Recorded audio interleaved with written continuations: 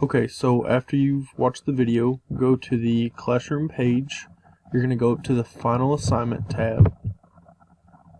When you open that up,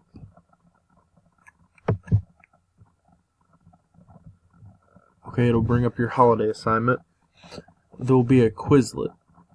And so you're going to go through there. It'll have questions on one side once it loads. Okay, so it'll have the questions on one side, and then you'll go down there where it says click to flip, and you can click on that, and it flips it over. It's kind of like a flashcard. And so you're going to go all through those. There's 8 of them. Make sure you go through there and know all the questions.